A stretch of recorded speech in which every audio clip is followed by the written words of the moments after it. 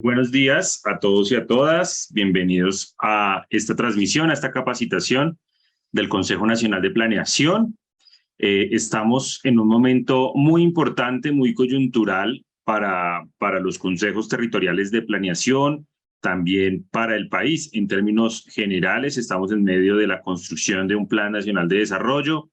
Estamos también en medio de la construcción de lo que son los presupuestos, ¿no?, para el próximo año. Estos presupuestos pues son parte de la columna vertebral de lo que es la administración pública y desde el Consejo Nacional de Planeación estamos muy interesados en poder dar herramientas a los consejeros y consejeras territoriales de planeación para que puedan aprender a cómo se gestionan, cómo se organizan estos presupuestos y cuál es la relación que tienen estos presupuestos con nuestro enfoque o con nuestra misionalidad como consejeros y consejeras territoriales de planeación. Así las cosas, entonces hemos determinado el día de hoy poder llevar a cabo más bien una capacitación sobre estos temas de presupuestos municipales y estos presupuestos pues también que tienen que ver con lo que pasa en los departamentos y en los municipios. El evento, entonces, tendrá la participación de, ya les digo, el doctor Arcesio Valenzuela Ordóñez. Él es coordinador del Grupo de Apoyo de la Dirección General de Apoyo Fiscal del Ministerio de Hacienda y Crédito Público.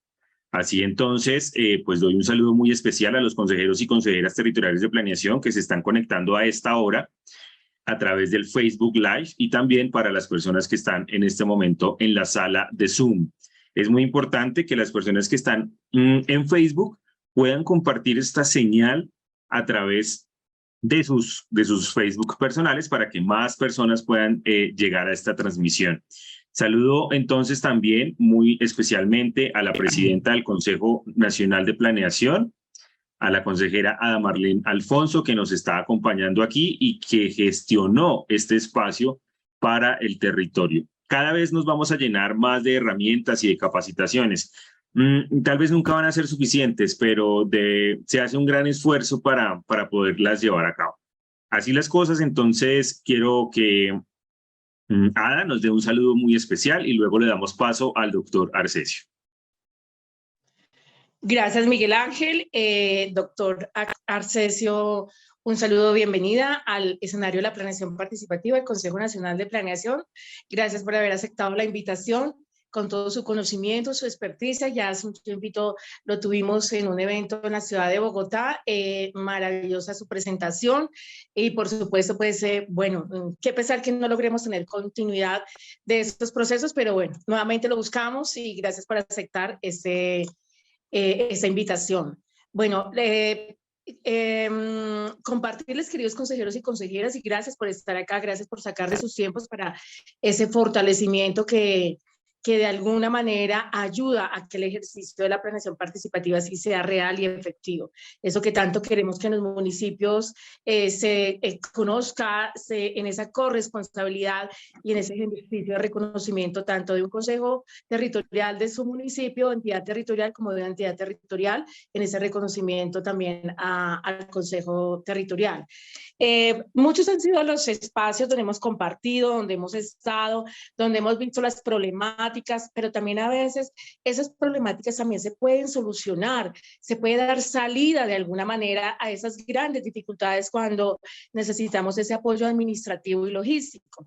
Una de las acciones que iniciamos fue con el convenio de la Procuraduría General de la Nación y que de alguna manera, a pasos lentos, pero sí ha significado un tanto eso que tanto queremos que los municipios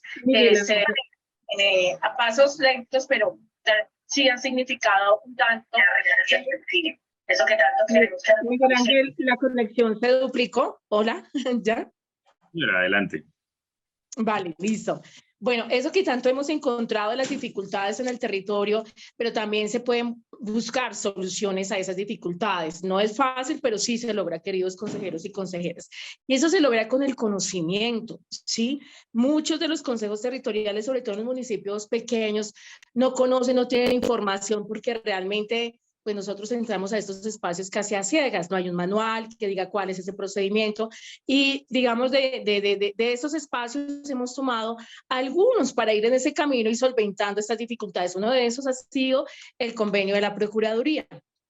El convenio de la Procuraduría en especial en este momento como una acción preventiva está coadyuvando en el ejercicio de recoger las denuncias.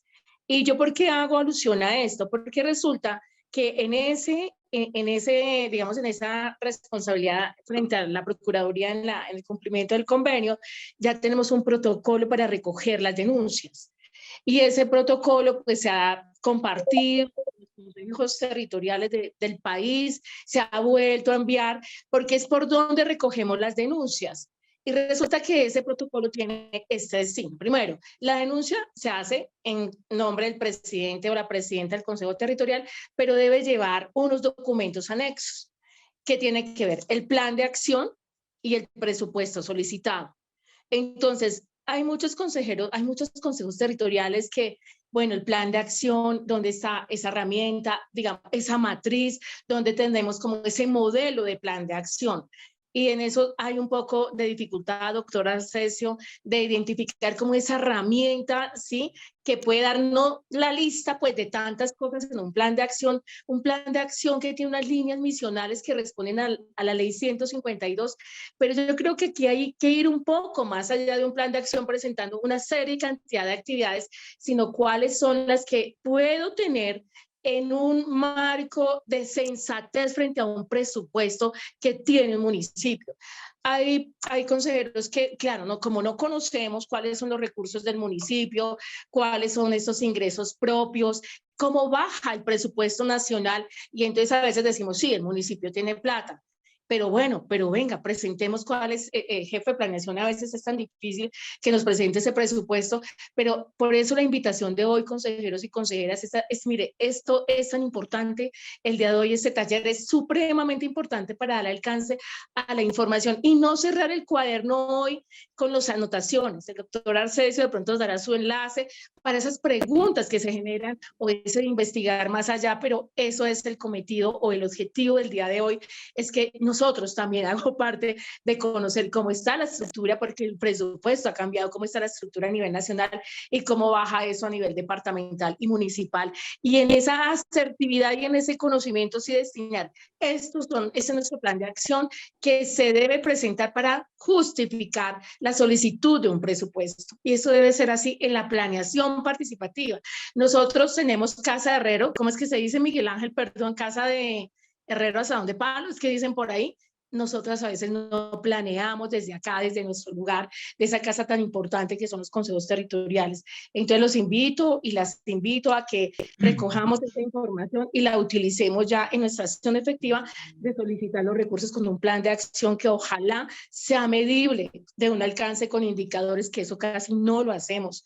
Entonces por eso los planes de acción quedan como un insumo más, pero cuando les vamos a decir, venga, ¿dónde está nuestro plan de acción? ¿Dónde está el presupuesto? Resulta que el plan de acción por allá se quedó guardado y pensamos que, como casi que siempre que hacemos, y yo también digo eso, de que lo hacemos, yo ya me lo sé, esto debe ser en la misionalidad de una mesa directiva y de un presidente en el alcance de lo que debe hacer en el cumplimiento de este plan de acción. Muchísimas gracias, querido Miguel Ángel, por participar también, ayudarnos a los consejeros y consejeras. Un abrazo, importantísimo este espacio nuevamente y compártalos a sus otros compañeros, compañeras, es muy importante este espacio. Doctor Arcesio, mil gracias por estar acá y sé que también es un aliado en el fortalecimiento de la planeación participativa. Buenos días y ahí estoy conectándome, escuchando aquí, voy bien de viaje, pero también me interesa muchísimo este espacio. Muchas gracias. Bueno, muchísimas gracias, Ada, por tus palabras, por esa introducción tan importante para lo que será este espacio. Les voy a hacer un anuncio muy importante antes de continuar con el orden del día y que me parece clave, y es que en el chat de Facebook Live les dejamos el enlace de registro de asistencia. ¿Por qué es este registro de asistencia? Es importante porque pues allí podrán diligenciar sus datos y en caso de que esta dirección de la que hace parte el doctor Arcesio, tenga alguna información relacionada con la planeación participativa, pues se las puede hacer llegar, y también pues para temas de registro de este importante evento para el Ministerio de Hacienda y Crédito Público. También lo dejamos aquí en el chat de el Zoom, para las personas que se encuentran también en la plataforma de Zoom, para que lo dejen allí. Y en Facebook estaré entonces también muy atento a sus comentarios y a sus preguntas para el doctor Arcesio. Entonces, de esta forma, le quiero dar paso al doctor Arcesio de la Dirección General de Apoyo Fiscal del Ministerio de Hacienda y Crédito Público. Adelante, doctor Arcesio. Muchas gracias, doctor Miguel. Un saludo muy especial para todos los que se encuentran conectados a este evento. Muchas gracias a la doctora Ada por la invitación, a usted, doctor Miguel, y a todos los que hacen posible esta conexión. El día de hoy, entonces, vamos a presentar unos aspectos generales del presupuesto y el proceso de planeación en el territorial. De tal manera que voy a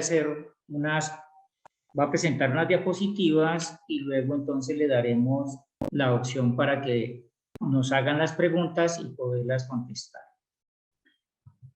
Los invito inicialmente a una reflexión. Quisiera que entonces ustedes leyeran esta parte que estoy presentando. Démonos un minuto para leer esa reflexión que estoy presentando ahí.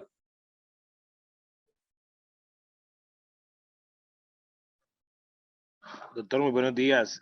¿No se está viendo la presentación? ¿No se está viendo? Sí, se está viendo. Sí, se está viendo. Sí, la está viendo, estamos ¿no? mirando. Sí, la estamos viendo, sí, claro.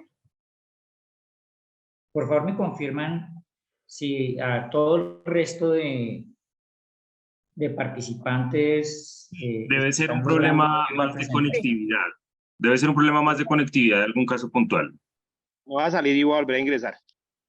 Vale. Ok. Bien, entonces, espero que no tengamos esos inconvenientes más adelante. La reflexión implica que al leer este pequeño texto, José Arcadio Buendía, que era el hombre más emprendedor que se vería jamás en la aldea, había dispuesto de tal modo la posición de las casas que desde todas podía llegarse al río y abastecerse de agua con igual esfuerzo. Y trazó las calles con tan buen sentido que ninguna casa recibía más sol que otra a la hora del calor. En pocos años, Macondo fue una aldea más ordenada y laboriosa que cualquiera de las conocidas hasta entonces por sus 300 habitantes. Esto es de nuestro Nobel Gabriel García Márquez en 100 años de soledad. Lo traigo para la reflexión por cuanto cuando nosotros estamos en este proceso de planeación y hacemos parte importante de ese proceso que se gesta al inicio de un periodo de gobierno, pues todos queremos tener lo mejor. Todos queremos soñar con que nuestro municipio o nuestro territorio esté bien diseñado, esté de manera equitativa, repartido, etcétera. Pero sin embargo, debemos tener en cuenta que en la realidad de nuestro país hay muchas variables que debemos tener en cuenta a la hora de la planeación. Y quizás todo lo que soñamos para nuestro territorio a veces no es posible alcanzar. De ahí que esta reflexión los invito es para que ustedes mismos tengan en cuenta que a veces se debe lograr lo más estratégico, lo más relevante o lo que me dé a mí en términos de óptimos de Pareto el 80-20. Es decir, qué es lo que me da más satisfacción, bienestar, etcétera, y El resto lo podemos ir postergando para irlo adecuando en la medida en que, digamos que la economía de nuestro municipio nos lo permite. Así las cosas, entonces, es necesario que revisemos primero la estructura organizacional del nivel territorial, ya sea a nivel departamental, distrital y municipal. Debemos empezar entonces porque en nuestros territorios, al igual que en la nación, existe lo que se llama la oficina del gobernador o la dependencia del gobernador o alcalde. Asimismo, existen las diferentes secretarías de despacho, llámese la Secretaría de Hacienda, llámese la Secretaría de Planeación, la Secretaría de Salud, la Secretaría de Educación, etc. Hay que tener en cuenta que por el tamaño de la entidad territorial, no todas tienen la misma cantidad de secretarías de despacho. Por lo tanto, entonces, en algunas vamos a encontrar que muchas de las funciones que se tienen en otras secretarías de otras entidades están agregadas en una dependencia en un municipio. Y esto lo da es la capacidad fiscal, el tamaño de la entidad territorial. En algunas entidades existen departamentos administrativos, las más grandes. Estos departamentos administrativos fungen con una capacidad técnica en algunos aspectos. Por eso es importante entonces conocer cuáles son las funciones, cuáles son las secretarías de despacho que existen para asimismo abordar los temas sectoriales. Lo que llamamos la organización administrativa a nivel central territorial, llámese departamento o llámese municipio, el 100% de los ingresos provienen del presupuesto general, ya sea del mismo departamento o del distrito o municipio. Por lo tanto, entonces, vamos a ver más adelante de dónde es que salen esos ingresos. En el nivel territorial también tenemos un nivel descentralizado o lo que conocemos como entidades adscritas. Y estas están también a nivel departamental, distrital o municipal. Tal es el caso entonces de los establecimientos públicos, como por ejemplo el Instituto de Cultura, el Instituto de Deportes, seguramente alguna entidad como por ejemplo la terminal de transporte puede ser un establecimiento público. Asimismo, en las más grandes existen las famosas unidades administrativas especiales y también algunas unidades ejecutoras de carácter especial. Estas dependencias o estas entidades generan ingresos propios provenientes de lo que son las tasas. Por ejemplo, en el caso del Instituto de Deportes, en algunos se permite el arrendamiento de las instalaciones deportivas para algunos eventos. Entonces, de ahí proviene una tasa y esto hace que entonces se genere un ingreso propio para este tipo de entidades. Asimismo, también tienen transferencias tanto del nivel departamental o del nivel municipal y quizás de otros niveles del gobierno nacional. Por otro lado, existen otro tipo de entidades también descentralizadas que denominamos entidades vinculadas. En el caso estamos hablando de empresas industriales y comerciales del Estado, como ejemplo de algunas empresas de servicios públicos, la sociedad de economía mixta, las empresas sociales del Estado o lo que se llaman las S o los hospitales públicos que conocemos también. Y quizás existen algunas empresas de servicios públicos domiciliarios que tienen alguna condición especial. Estas entidades sí generan ingresos propios y estos provienen de la venta de bienes y servicios más aquellos ingresos que provienen de lo que son los convenios con entidades públicas.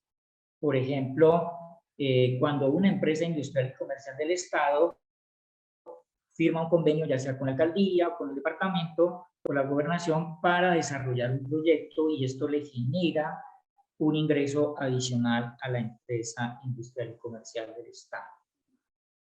Así las cosas, entonces debemos entender que también en nuestro territorio existen unos órganos de control.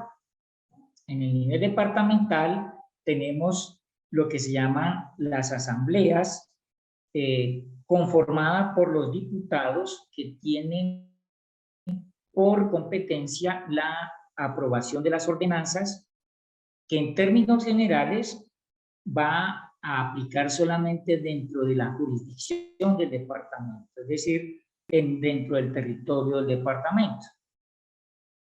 Asimismo, todos los departamentos de nuestro país tienen lo que se denomina la Contraloría Departamental. En este caso, las asambleas tienen por competencia el control político y aprobar todo lo que corresponde a las ordenanzas que le van a dar actividad jurídica al departamento.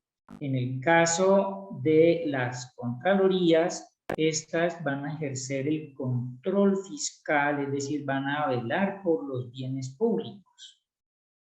Debemos tener en cuenta también que a nivel municipal existe una corporación administrativa llamada Consejo, integrada por los concejales, y ellos aprueban lo que se denominan los acuerdos municipales, es decir, actos administrativos que tienen fuerza jurídica dentro del territorio del municipio. Asimismo, dependiendo de la categoría del municipio, algunos pueden tener Contraloría Municipal. En este caso estamos hablando de los municipios de categoría especial, los de categoría primera y los de categoría segunda, pero con una condición, y es que estos solamente pueden tener Contraloría los que tengan hasta 100.000 habitantes o más. Si tiene menos de 100.000 habitantes, no podrá tener Contraloría según la ley 617 del año 2000. Por otro lado, los municipios entonces de categoría segunda con menos de 100.000, las de tercera, cuarta, quinta y sexta categoría no pueden tener Contraloría Municipal. En ese caso, quien ejerce el control fiscal es la Contraloría Departamental y por igual la Contraloría General de la República en cuanto a los recursos que son del presupuesto general de la Nación y el Sistema General de Regalías. También debemos tener en cuenta que en todos los municipios, independientemente de su categoría, existen las personerías municipales. Estas entidades o estas dependencias o unidades ejecutoras no generan ingresos, salvo, por ejemplo, en el caso de las contralorías, que por vía multas pueden establecerle a los investigados, pero estas multas las recauda y las administra lo que es el nivel central municipal o departamental. Son unidades ejecutoras, es decir, que tienen un presupuesto para poder financiar su funcionamiento y además tienen autonomía presupuestal y financiera. Recordemos que en los términos de la ley 617, estas dependencias tienen unos límites en sus gastos de funcionamiento y además tampoco son sujetos de crédito. Es decir, que una dependencia como la Asamblea o como el Consejo, la Personería o la Contraloría Departamental Municipal no puede adquirir créditos con la banca. Pasemos ahora a ver el componente de ingresos. En el componente de ingresos debemos tener en cuenta de dónde provienen todos los ingresos. Aquí tenemos entonces a la comunidad, independientemente de sus características, las condiciones socioeconómicas, etcétera. Dentro de la comunidad tenemos algunos que producen, es decir, que son propietarios de una empresa o de un negocio o que ejercen alguna actividad profesional. Esa comunidad, en términos generales, consume. Es decir, todo lo que se produce normalmente termina consumiéndose, ya sea por lo que se produce internamente o por lo que producen otros.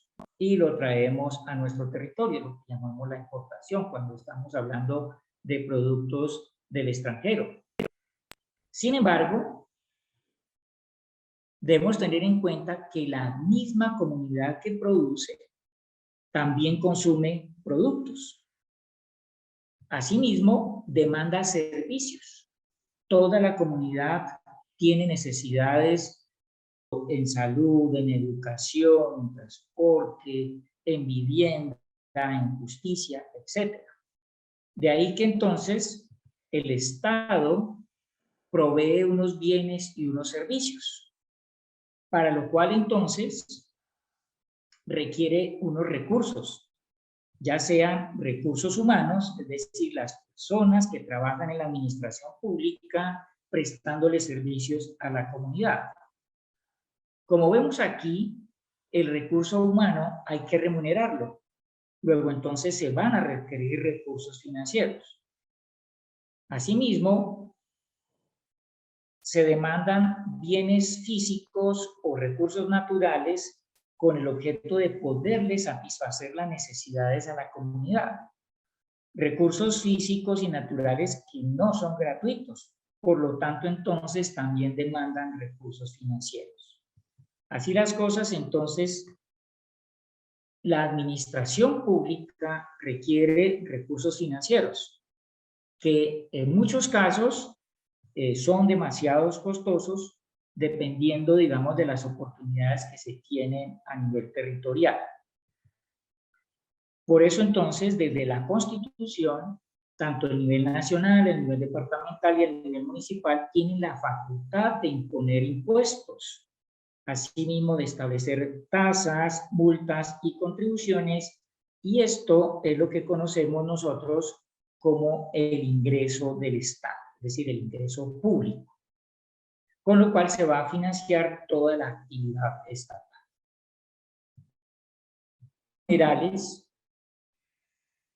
debemos tener en cuenta cuáles son los principales ingresos que tenemos en los 3 niveles de gobierno, tanto en el nivel nacional, departamental y distrital o municipal. Por un lado, tenemos entonces dentro de la estructura presupuestal lo que denominamos los ingresos totales. Estos se dividen en ingresos corrientes, es decir, aquellos ingresos que de manera recurrente o de manera normal cada momento los está recibiendo la administración pública. Dentro de estos ingresos corrientes tenemos lo que se denominan los ingresos tributarios. Así las cosas, por ejemplo, en el caso de la nación, tenemos el ingreso tributario, el impuesto de renta, el impuesto al patrimonio, el impuesto a las ventas o el que conocemos como el IVA, están los aranceles y aduana, está el impuesto a las transacciones o movimientos financieros, o que conocemos también como el 4 por mil, y está, entre otros, el impuesto a la gasolina. En el caso de los departamentos, entonces, estos tienen como ingresos tributarios el impuesto al consumo de cervezas, que, digamos, al igual que el impuesto al consumo de licores y cigarrillos, financian en gran medida todo lo que corresponde al sector de la salud. Asimismo está el impuesto de registro de inmuebles, es decir, que cuando allá en el municipio vendemos o transferimos la propiedad a un tercero, entonces hay que hacer ese registro en lo que se llama la Oficina de Registro de Instrumentos Públicos. Asimismo está el impuesto de vehículos, están los impuestos a los juegos de suerte y azar, y por otra parte está la sobretasa a la gasolina. En el caso de los municipios, entonces, como principales impuestos o ingresos tributarios tenemos el impuesto predial, que es el que pagamos todos los habitantes, ya en este caso del municipio, cuando somos propietarios de un inmueble.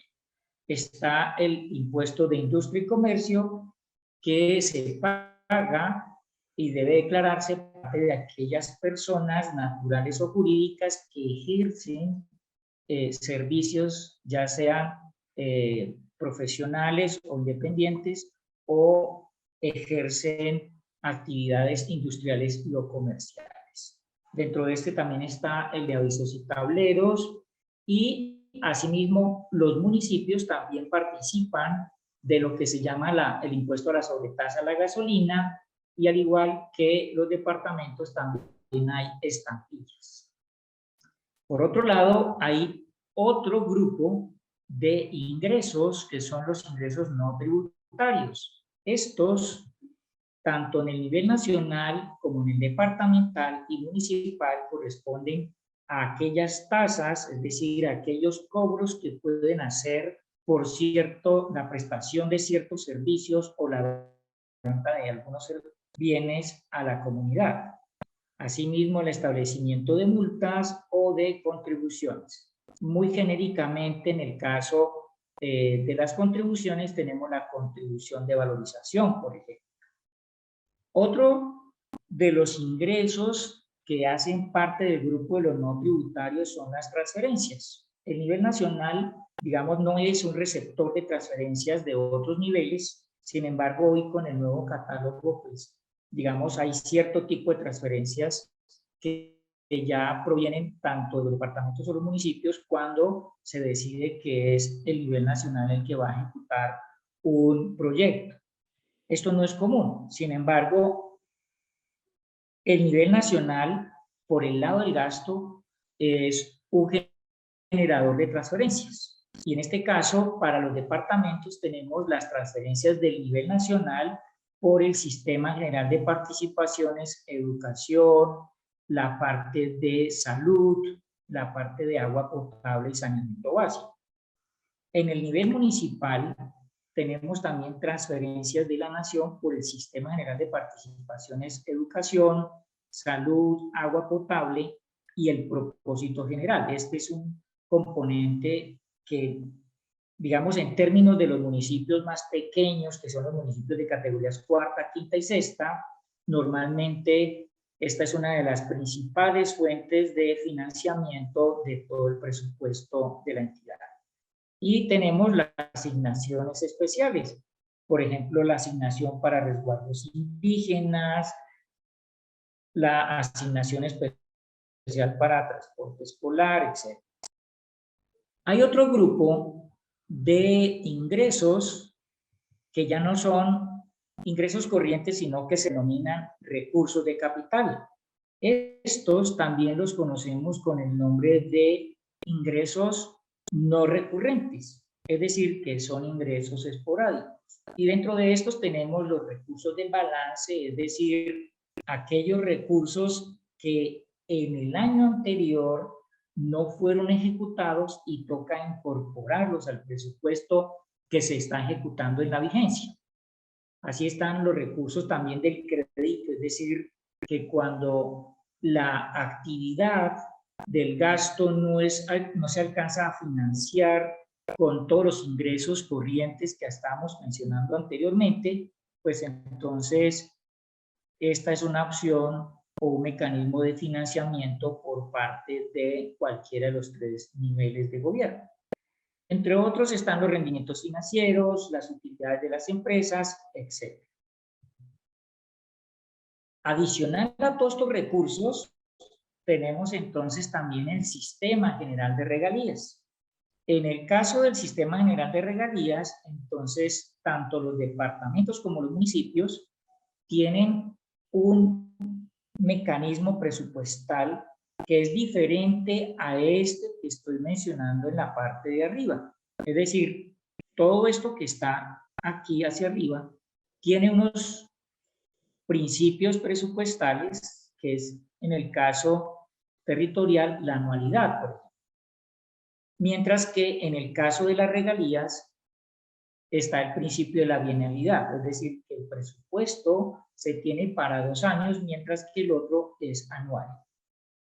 Así las cosas, entonces, conociendo ya a manera genérica cuáles son los principales ingresos que se tienen, ahora entonces miremos cómo es que la nación transfiere los recursos del Sistema General de Participaciones y cómo esto se distribuye. La nación, es decir, el gobierno nacional, cuando recauda los impuestos, ya sean los ingresos tributarios o las tasas, las multas y las multas, un porcentaje de esos ingresos van a conformar lo que se llama la bolsa del Sistema General de Participaciones, o lo conocemos como el SGP. Esa bolsa de recursos se distribuye en 2 grandes porcentajes. Uno, que es el 96%, que se denomina distribución sectorial. Y con esto entonces se distribuye para todos los departamentos y municipios en un 58.5% para financiar toda la actividad de educación. Llámese la prestación del servicio, es decir, con esto es que se pagan los docentes, los directivos docentes, los administrativos de las instituciones educativas. Está el Sistema General de Participación en Salud, que tiene un 24.5% de asignación. Con esto es que se cubre entonces todo lo que es el régimen subsidiado, la salud pública y todos esos componentes de prestación de servicios de salud. Está el SGP, Agua Potable y Saneamiento Básico, que participa con un 5.4%. Este porcentaje se asigna tanto para los departamentos como se distribuye también para los municipios. Y viene el otro componente que es el 11.6%, que es el propósito general, y este lo reciben solamente los municipios y distritos del país, es decir, los departamentos no reciben asignación del propósito general. El otro 4% se va por asignaciones especiales. En este caso estamos hablando de la asignación para resguardos indígenas, para municipios ribereños, la alimentación escolar y el ahorro en el Fondo de Pensiones Territoriales OMPE. Luego entonces, este es el esquema que digamos financia toda la actividad estatal en las entidades territoriales. Ahora, miremos entonces eso del ingreso, cómo financia entonces el gasto.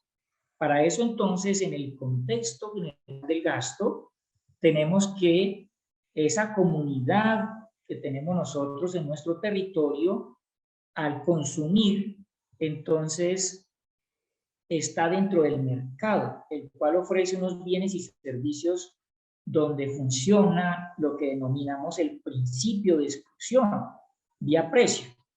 Eso significa que, por ejemplo, cuando nosotros tenemos un ingreso, ya es el salario mínimo, o tenemos un determinado número de salarios al mes, o un ingreso familiar, o tenemos un subsidio, llámese porque pertenecemos a algún programa del gobierno, pues entonces cuando vamos a acceder al mercado a comprar bienes y servicios, pues seguramente algunos bienes y algunos servicios no los podemos acceder, por eso entonces el Estado provee esos bienes y los servicios públicos.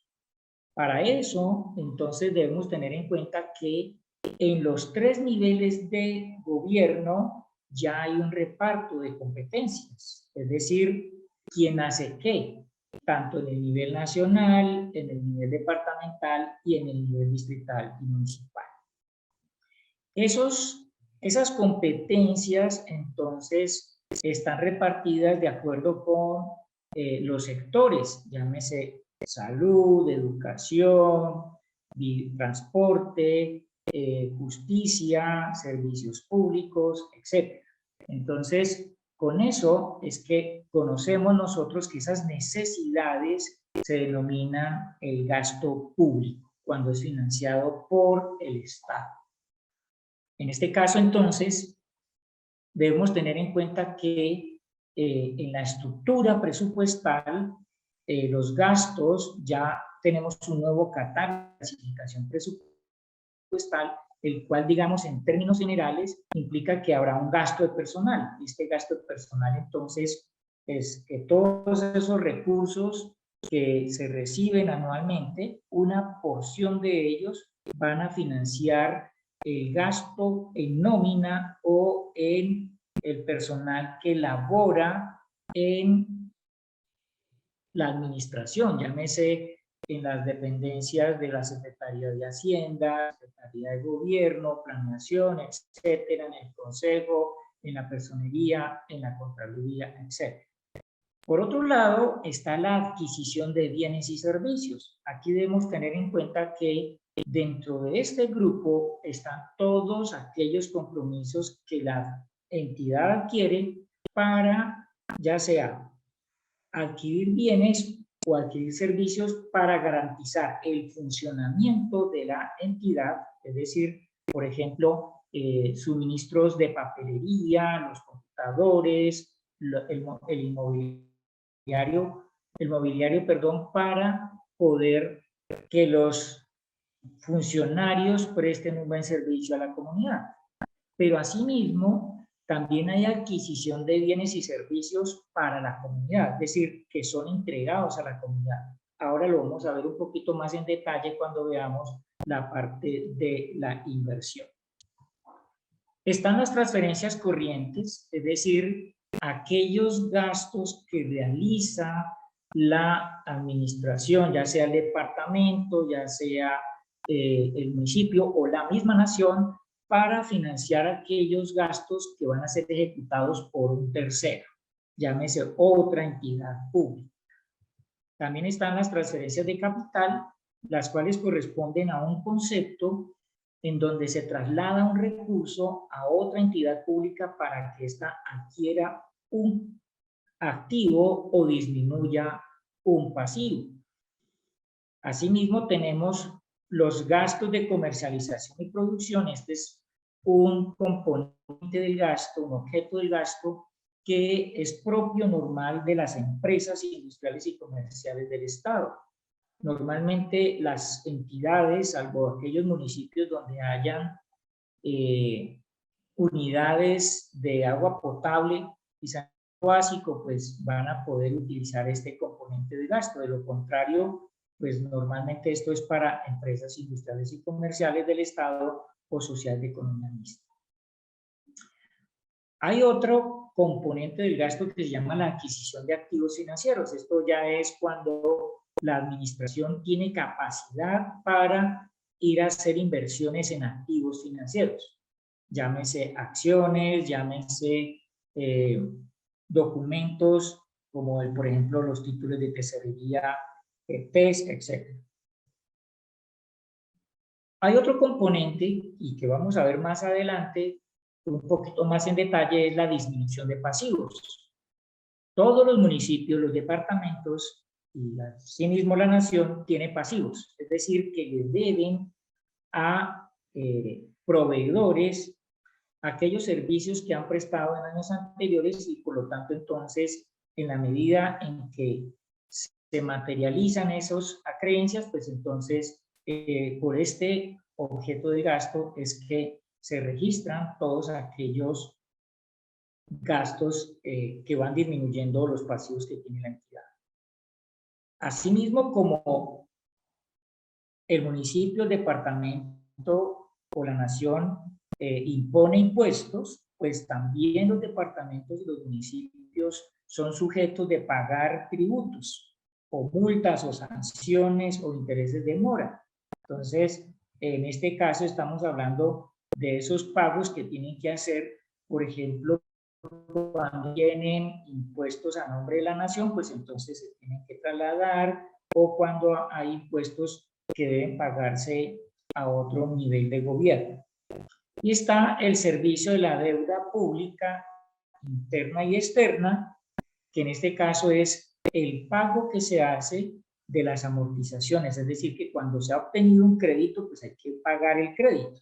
En este caso estamos hablando de que pagar el capital o lo que me prestaron, más los intereses, ya sean créditos internos o créditos externos. Todos estos componentes o los objetos del gasto, en el caso de las entidades territoriales, aplica tanto para lo que es el componente de funcionamiento como para el de inversión. Por lo tanto, entonces, digamos que vamos a tener en cuenta más adelante es cómo se establecen los proyectos de inversión para que asimismo ustedes, como por consejeros, puedan acceder a lo que es el seguimiento del plan de desarrollo, a lo que es, digamos, los informes relacionados con el concepto, etc. Para esto necesitamos tener en cuenta entonces que hay un ciclo presupuestal. Ese ciclo presupuestal inicia siempre desde el 1 de enero y va, en el caso de las entidades territoriales, hasta el mes de octubre, dependiendo de la categoría presupuestal. Así las cosas, entonces, hasta el mes de septiembre, todos los departamentos y todos los distritos y municipios de categoría especial a tercera, y en el caso de los municipios de categorías cuarta a sexta hasta el pasado 31 de octubre, debieron realizar todo el proceso o el ciclo de preparación y programación del presupuesto del año 2023. Para este caso, entonces, debieron tener en cuenta el nuevo catálogo de clasificación presupuestal para entidades territoriales. De tal suerte que entre octubre y noviembre viene todo el proceso de aprobación del presupuesto con el nuevo catálogo, y asimismo entonces en el mes de diciembre se pueda realizar el decreto de liquidación. Esto es lo que llamamos toda la etapa de presentación y aprobación y liquidación del presupuesto, en este caso del año 2023.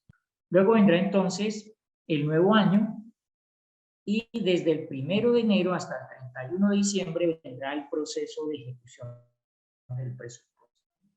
Aquí es importante tener en cuenta dos aspectos. Uno es que la administración no puede ejecutar un gasto que no esté debidamente apropiado en el presupuesto. Por eso es importante que, a lo que mencionaba la doctora Ada al principio de la presentación, es que debemos tener en cuenta que para que la administración pueda financiar un gasto de participación ciudadana, en este caso, ya sea el seguimiento al plan de desarrollo o al acompañamiento de la administración en algunos procesos de participación ciudadana, pues entonces estos deben estar debidamente apropiados en el presupuesto. De tal suerte que entonces en estos momentos que está en proceso la discusión del presupuesto ante el Consejo, es donde debemos asegurarnos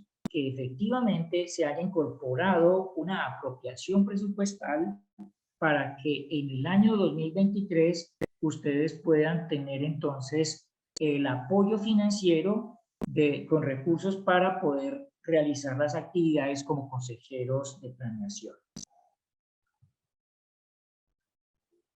Desde el punto de vista ya de la inversión, hoy en día, con el nuevo cambio del catálogo de clasificación presupuestal, existe lo que se llama el clasificador programático de la inversión pública, o también conocido como el CPI. Este es un clasificador complementario al clasificador presupuestal para entidades territoriales. Esa clasificación, que se denomina programática, es una manera de agrupar y de componer y presentar el gasto, con el fin entonces de establecer una relación entre los bienes y servicios que se entregan por parte del Estado a través del análisis de los resultados esperados. Es decir, que aquí ya estamos buscando lo que se denomina el presupuesto por resultados. Asimismo, esta programación presupuestal está sustentada en nuestras normas del plan de desarrollo, en el artículo 38. De tal manera que entonces lo que se busca ahora es que exista un seguimiento mucho más especial hacia los planes de desarrollo enfocados en este manual programático de la inversión que expidió el Departamento Nacional de Planeación. Si nosotros miramos anteriormente, y cuando digo anteriormente es lo que está a la izquierda, hacíamos un seguimiento de cuántos recursos se invertían, en qué porcentaje de ejecución se realizó. Ahora, con la visión del valor público del presupuesto de inversión, es decir, orientado a resultados, lo que se busca es una gestión eficiente y efectiva del presupuesto de inversión. De tal manera que ahora nos tenemos que entonces responder a este tipo de pregunta, y es ¿en qué y cómo se invierten los recursos?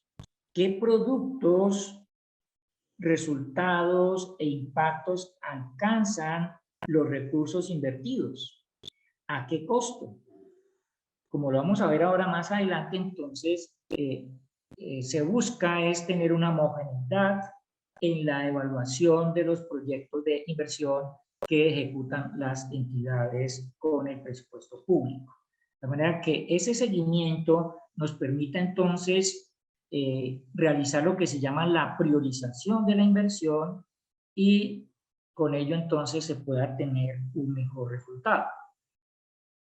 En el clasificador programático entonces ustedes van a encontrar, yo les voy a mandar el link con el doctor Miguel, vamos a encontrar un sector que es como, digamos, la unidad superior, es el que agrupa toda una cantidad de variables a través de la cual entonces se pueden planear, organizar, dirigir y controlar y agrupar todas las acciones necesarias para cumplir con los fines del Estado.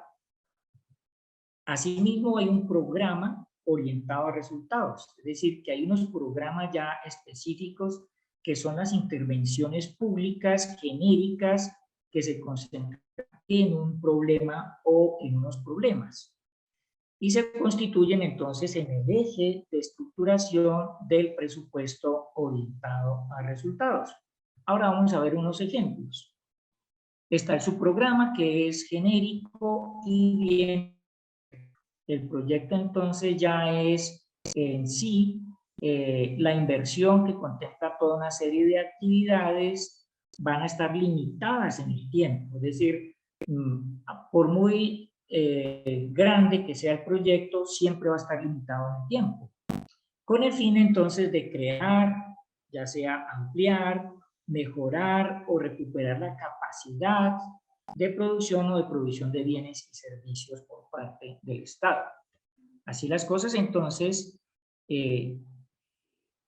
cuando estamos hablando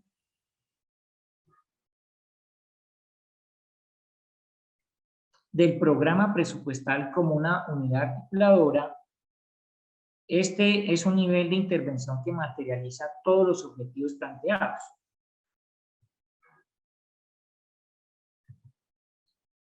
Los programas tienen unas características.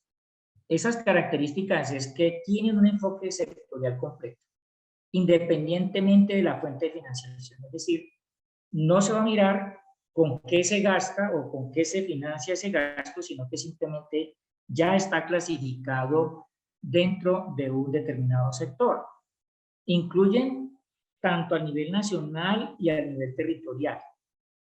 Es decir, que tenemos programas que le aplican a nivel nacional exclusivamente, al nivel territorial exclusivamente, o son programas que les aplican tanto a nivel nacional como a nivel territorial. Asimismo, no están delimitados en el tiempo. Los programas, lo que se busca es que persistan en el tiempo, independientemente de quién está en la alcaldía o la gobernación en un periodo determinado. Es decir, anteriormente se tenía, por ejemplo, que cada alcalde, cada gobernador traía un nombre de un programa y prácticamente el que llegaba volvía nuevamente a barajar y proponía otros programas, entonces seguramente en algunos no había una visión de futuro para el desarrollo de la entidad territorial. Con eso entonces los programas hoy en día tienen ya unos nombres definidos y van a trascender al plan de desarrollo. Otra característica es que se materializan a través de los proyectos, es decir, existe el programa, pero este va a cumplirse a través de la ejecución de un proyecto de inversión. Así las cosas, entonces existen dos tipos de programas, unos que son misionales y de fortalecimiento y otros que son de dirección. Los programas misionales van a contar siempre con un marco de desempeño que implica la identificación y medición de resultados y productos asociados a este. Si miramos entonces dentro del manual programático de la inversión, vamos a tener entonces que existen unos sectores. Cada sector va a tener un código y va a tener un nombre. En este caso, en nuestro ejemplo, estamos hablando del sector salud y protección social, que se identifica con el número 19.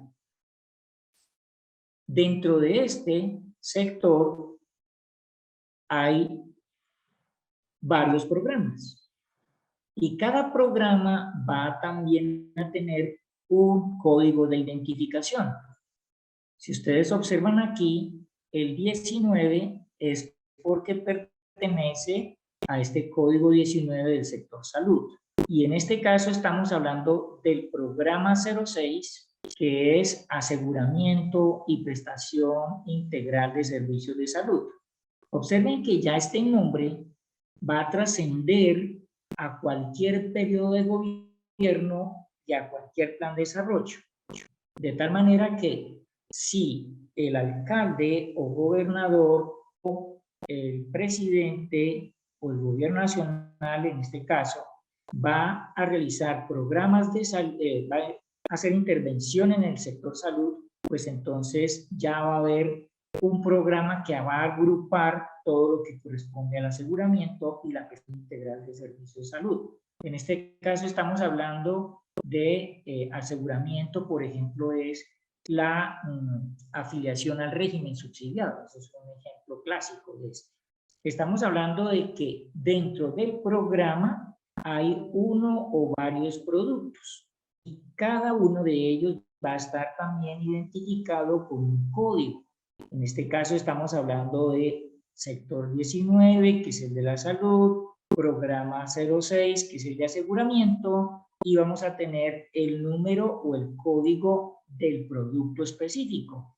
Ya en este caso, los productos van a tener una denominación, en este caso, por ejemplo, hospitales de segundo nivel de atención construidos y dotados. Esto es fundamental a la hora de definir en el plan de desarrollo. Asimismo, para el seguimiento van a existir unos indicadores, van a existir indicadores principales y secundarios, y cada indicador va a tener un código que está asociado siempre al código del sector, del programa y del producto, y obviamente del mismo indicador. En este caso, por ejemplo, número de hospitales construidos y dotados, y esto nos va a permitir ya evaluar siempre los resultados para el sector. Aquí vemos un ejemplo de cómo está estructurado en el manual de clasificación y también allí van a poder leer ustedes los elementos constitutivos, es decir, las líneas de acción, por ejemplo, qué temas o qué acciones se encuentran dentro de ese programa. Y van a poder inclusive identificar tanto el código del sector, el código del programa, el producto, etc. Importante tener en cuenta la definición de productos. En el tema programático de la inversión, los productos son bienes y servicios que son generados y entregados, que con unos estándares de calidad y como consecuencia la combinación o transformación de insumos a través de un proceso de producción. En ese orden de ideas tenemos entonces bienes que tienen una característica y son de carácter físico, son tangibles y acumulables. Es decir, que normalmente de desgaste, es decir, hay que hacerles mantenimiento, etc. También son sujetos de depreciaciones en la parte contable. Y estamos hablando de bienes como por ejemplo las vías, los hospitales, las instituciones educativas, etc. Eso dentro del manual y dentro del documento que existe para identificación de bienes, pues ya hay una lista por cada uno de los sectores. Ahora bien, existen también los servicios. Estos servicios, a diferencia de los bienes, ya son intangibles y no acumulables. Su efecto es inmediato y se producen al mismo tiempo de su consumo, a través ya de una relación directa entre el proveedor y el receptor de los bienes. En este caso estamos hablando, por ejemplo, del servicio de formación. Esto que estamos haciendo es posiblemente un servicio de formación que tiene el Estado desde el nivel nacional, en donde ustedes lo están consumiendo directamente en este momento que se está produciendo la capacitación. Otro ejemplo es el servicio de vacunación. Ya vimos recientemente con el tema del COVID, todo el tema del esfuerzo que hizo el Estado para poder proveer las vacunas, medios para poder llevarle a la población las vacunas. Hay que tener en cuenta que los productos son provistos desde el orden nacional como también desde el orden territorial, es decir, no hay una diferenciación. Es decir, el gobierno nacional a través del presupuesto puede proveer productos y servicios, asimismo que lo pueden hacer el nivel territorial.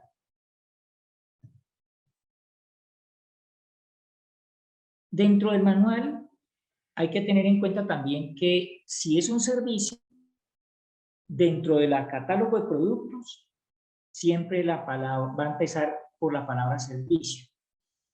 Entonces, vamos a verlo ahorita más adelante. Y en el caso de los bienes de capital, que representan la provisión de infraestructura, edificaciones, siempre van a tener los procesos de construcción, ampliación, adecuación, modificación, restauración o reforzamiento estructural. Esto es para que ustedes entiendan que a la hora de leer mi plan de desarrollo o el hacerle seguimiento al plan de desarrollo, debemos tener en cuenta es, ¿se está entregando un bien o se está entregando un servicio? Luego entonces a partir de ahí hay ciertas palabras que son orientadoras para poder identificar cuando se trata de un servicio o cuando se trata de un bien. En el caso, por ejemplo, de algunos servicios, ¿sí?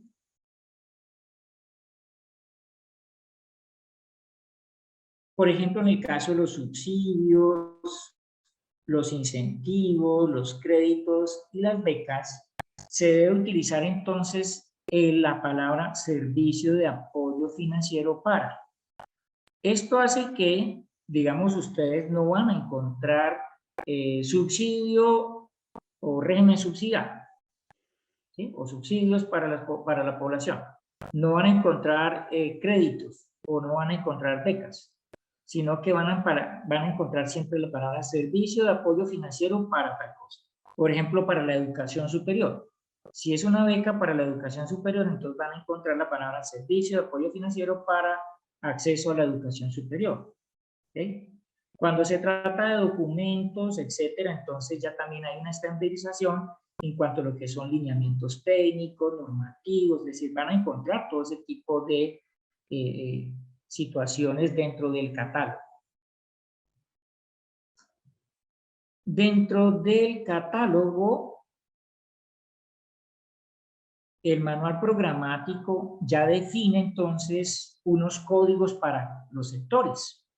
Aquí tenemos el código 01, 02, etcétera. Ustedes lo ven acá al lado izquierdo.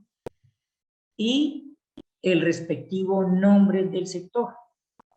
Entonces, el sector 1 será el Congreso de la República, el 2 Presidencia de la República, el 19 Salud y Protección Social, el 22 de Educación, el 32 el de Ambiente y Desarrollo Sostenible, y miren que en la parte final está el de Gobierno Territorial, que se identifica con el número 45. De tal suerte que entonces, dentro de esos sectores, de esa lista de sectores, hay unos que son exclusivos que le aplican al nivel territorial, que son los que tenemos aquí al lado derecho de la pantalla. Entonces tenemos el sector 04 de informática, justicia y derecho, etc.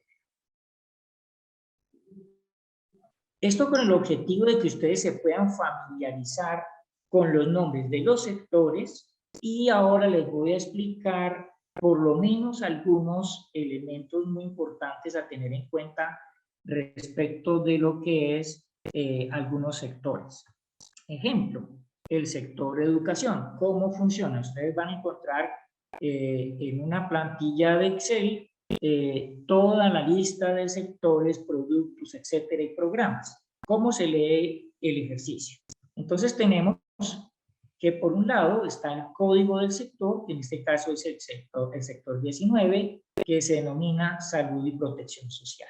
Dentro de este, ustedes van a encontrar el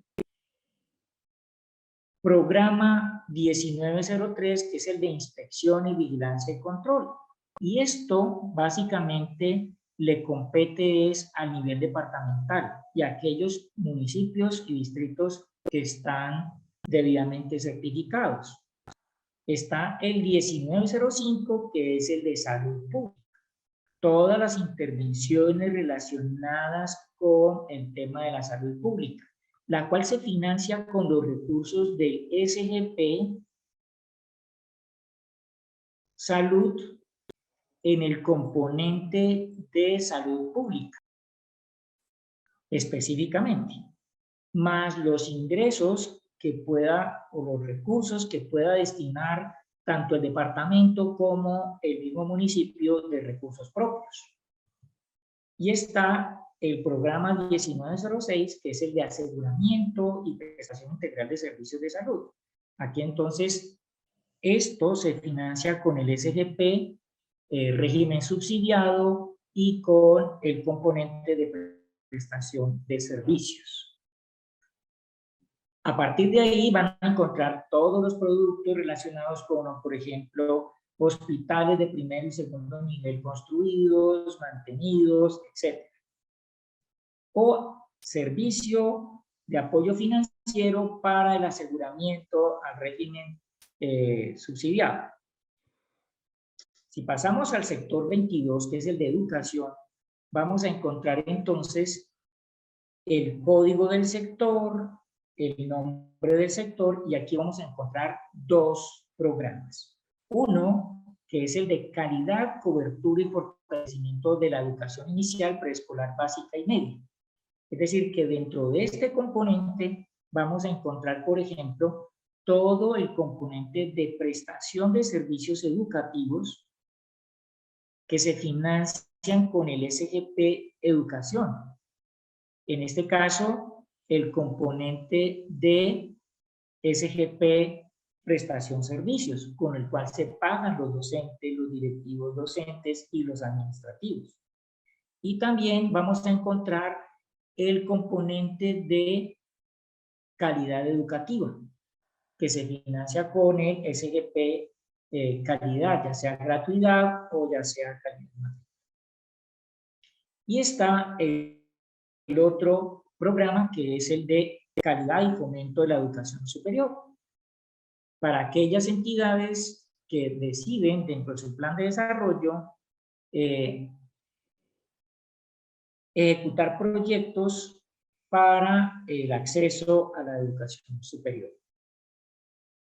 Si pasamos al sector 45, que es el gobierno territorial, aquí vamos a encontrar entonces el número del sector, el nombre del sector, y viene un primer programa, el 4501, que es el fortalecimiento de la convivencia y seguridad ciudadana. Aquí van a encontrar todo el componente relacionado con, por ejemplo, el Fondo de Seguridad Ciudadana. Está el fortalecimiento del buen gobierno para el respeto y a los derechos humanos. Este 4502 es el programa donde básicamente, como lo vamos a ver ahora, podemos presentar proyectos para la intervención de los consejos territoriales de planeación. Luego está el 4503, que es el de gestión de riesgo de desastres y emergencias, y está el 4599, que es el de fortalecimiento a la gestión y dirección de la administración pública territorial. Si lo miramos un poquito más en detalle, entonces, ese sector 45, dentro del programa, dentro del sector gobierno territorial, tenemos el 4502, que es el fortalecimiento del buen gobierno para el respeto y garantía de los derechos humanos, y aquí hay dos productos. El 01 tiene dos líneas. Uno, el del servicio de promoción a la participación ciudadana, y aquí ya corresponde a todas las acciones relacionadas con, por ejemplo, los espacios de participación y todo lo que es la rendición de cuentas. Ahí vemos también que está el indicador. Cuando entren al archivo de Excel que está publicado, ahora les voy a mandar el link para que ustedes puedan también tener acceso al mismo, y allí puedan ustedes navegar y conocer más en detalle los productos y la descripción de los mismos, con los cuales ustedes pueden presentarle proyectos dentro del programa que está en el plan de desarrollo del municipio, asegurándose que entonces con esto les puedan dar apropiación presupuestal para el próximo año, asegurándose que obviamente ahora en la aprobación del presupuesto de la 23, pues quede la apropiación correspondiente. Más allá, digamos, de todos estos elementos que acabamos de ver, es necesario tener en cuenta unas variables que son estratégicas para el plan de desarrollo, y asimismo, tanto en la formulación del plan de desarrollo como en el seguimiento del mismo. En este caso estamos hablando entonces de las variables del desempeño del mercado, es decir, cómo se mueve el municipio, cuál es la cantidad de redes que tiene, las vías, las mismas comunidades, cómo están conformadas, la cultura, sus tradiciones, etc. Otra variable es el sistema productivo, es decir, la infraestructura tecnológica que tiene el municipio, la estructura económica, es decir, qué tamaño tenemos nosotros de municipio. Y con ello necesitamos saber entonces cuáles son los problemas sectoriales. ¿En dónde están realmente los problemas de la comunidad? Para eso entonces es necesario conocer la realidad financiera o la capacidad fiscal de la entidad. de tal manera que entonces podamos nosotros encontrar la situación socioeconómica de la población. Estas variables, tanto en la etapa previa de la identificación o formulación de un plan de desarrollo, son de fundamental valor porque es posible que la discusión se centre en querer hacer mucho más, y aquí vuelvo con la reflexión inicial, y es querer que mi municipio lo tenga todo. Pero recordemos que todos los bienes y los servicios que se demanden tienen un valor económico, es decir, demanda recursos financieros. Luego entonces, esa realidad o capacidad fiscal de la entidad territorial es fundamental a la hora tanto de formular el plan de desarrollo como del mismo seguimiento. ¿Por qué a la hora del seguimiento? Porque en la medida en que yo tengo un plan de desarrollo en el cual, por ejemplo, no se han cumplido algunos proyectos o algunos programas no se han ejecutado, por lo tanto tengo que saber es la razón por la cual este mismo no se ha ejecutado. Si es una razón política, pues obviamente habrá que intervenir con la participación ciudadana para que asimismo se cumpla con el plan de desarrollo. O si es derivado de una situación fiscal o de la realidad financiera de la entidad, pues entonces se tendrá que priorizar cuáles van a ser los programas o los proyectos que efectivamente tienen mucho más impacto para la entidad. Otro aspecto que marca, digamos, o delimita el desarrollo, el cumplimiento del plan, es los pasivos ciertos o existentes en la entidad territorial. Muchos municipios tienen pasivos, es decir, obligaciones que fueron debidamente adquiridas por la entidad territorial, cumplieron todo el ciclo presupuestal, es decir, que no hay una discusión sobre el valor que se debe. El problema está en que la entidad territorial no cuenta con los recursos financieros para su pago. Luego eso implicará que se tendrán que tomar acciones para poder resolver esos pasivos, es decir, dentro del componente de la disminución de pasivos es cómo logramos que a la par de ir ejecutando los proyectos de inversión se puedan ir disminuyendo los pasivos que tenga la entidad territorial, porque estos pasivos en la medida en que existen pueden derivar en una situación jurídica de embargos para la entidad territorial y eso va a diezmar el cumplimiento del plan de desarrollo. Asimismo, están los pasivos contingentes, en donde estos pasivos contingentes son situaciones que están sujetas a la ocurrencia o la materialización de un hecho. De tal manera que en la medida en que empiezan a ocurrir o a materializarse esos hechos, me van a generar obligaciones que también me van a impactar el cumplimiento del plan de desarrollo. De tal suerte que es necesario tener en cuenta entonces o clasificar esos pasivos, llámense por operaciones de crédito público, por contratos administrativos o por sentencias judiciales o procesos judiciales. Recordemos, señores consejeros, que la ley 819 del año 2003, en su artículo 3º, establece la obligatoriedad para que las entidades territoriales mantengan constituido un fondo de contingencias en donde se mantengan unos recursos financieros disponibles con el fin de que al existir, cuando se me da un pasivo, hay una sentencia o un fallo judicial en contra, pues entonces ese fallo no me vaya a afectar las finanzas y el normal cumplimiento del plan de desarrollo.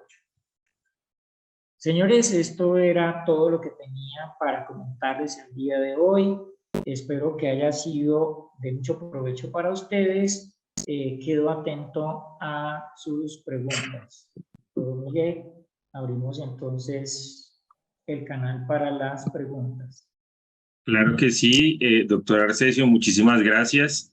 Esto es casi que una cátedra universitaria, de verdad, muy claro todo, muy preciso. Creo que son muchas las herramientas que tenemos entonces ahora pues para poder desarrollar el trabajo como consejeros y consejeras territoriales de planeación. Les recomiendo dos cosas. La primera, que anoten los datos del doctor Arcesio Valenzuela. Él los está proyectando ahí para que puedan ustedes resolver dudas puntuales de su ejercicio puntual en su municipio, ¿no? Cada municipio es como un ente territorial autónomo y muy diferente en esas particularidades. Entonces, para que aprovechemos este espacio más bien para preguntas amplias y aprovechemos el correo electrónico del doctor para que ustedes hagan sus preguntas más puntuales.